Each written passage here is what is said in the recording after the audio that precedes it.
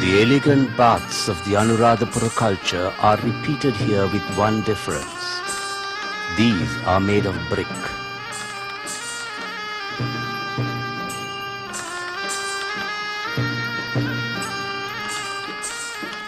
This exquisite bath is, however, an exception. Paved with granite in the form of a lotus, this pond reflects the ornate and the sensuous nature of Polonnaruwa art.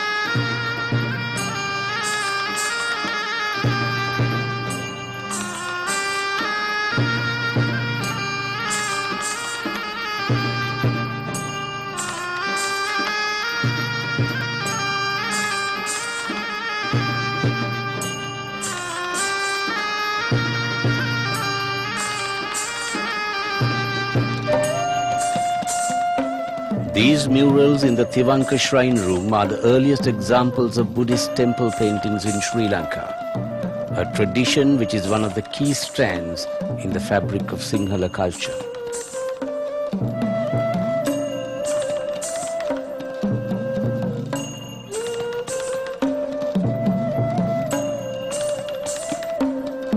Hindu shrines have entered the courtyard and the prescribed sacred precincts of the Buddhist temple.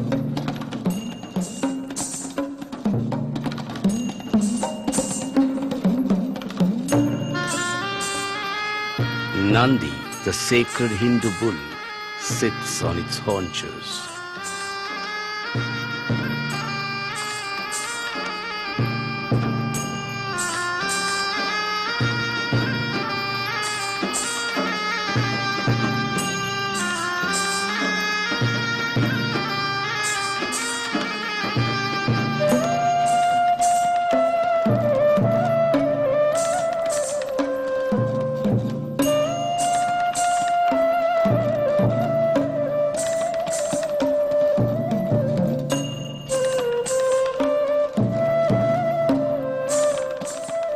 Fagan, in the afternoon of that day of discovery, beheld the monolithic carvings in heroic size at Galvihara.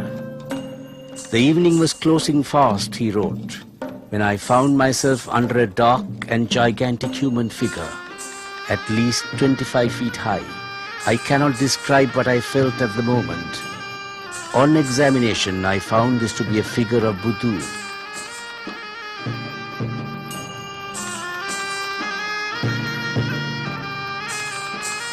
To the Philistine, who remains unmoved by the story of these pallid stones bleached by centuries of sun and rain, wrote R.L. Brohier. To him who visits this historical skeleton and fails to be lulled by the harmony of its art, the delicacy of its carvings, I have but one word of advice.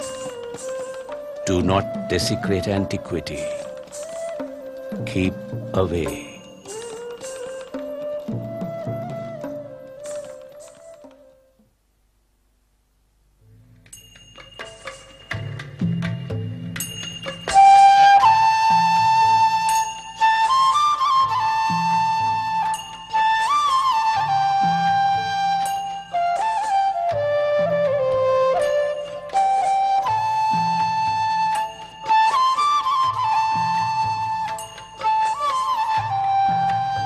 Rising 200 meters abruptly from the surrounding plain, lying between Anuradhapura and Polonnaruwa, Sigiriya, or the Lion Rock, at first seems a geological phenomenon.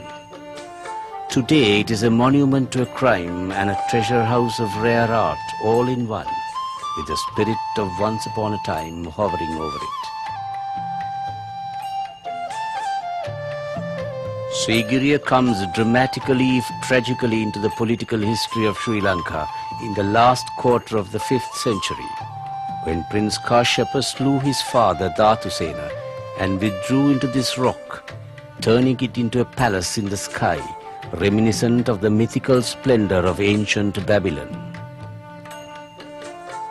From the pleasure gardens below, laid out with mathematical precision, the way up is tier by tier from terrace to terrace until a plateau is reached with chambers, buildings and pavilions.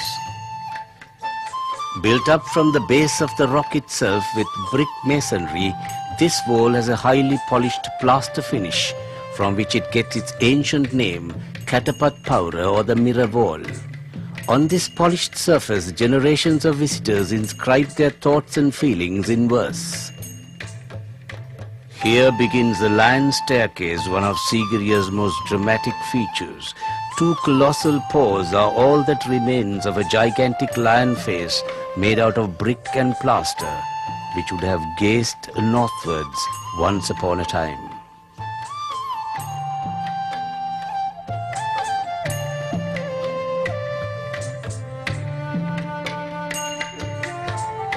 The royal palace at the summit of Sigiriya lies about 180 meters above the surrounding plain and 360 meters above mean sea level. It is not only the loftiest and innermost precinct of the Sigiriya complex, but also the geometrical center on which the plan of Sigiriya is based.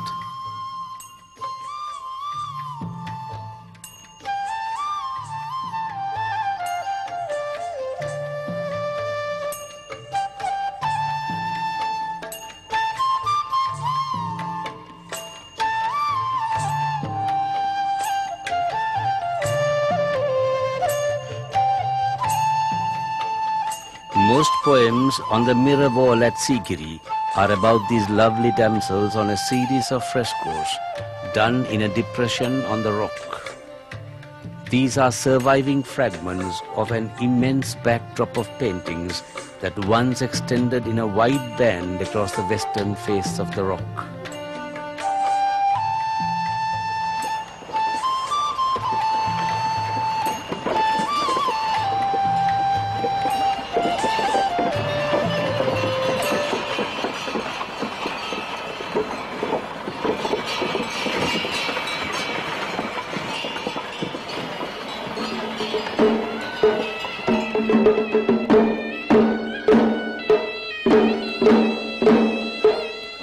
The withdrawal of the Sinhalese from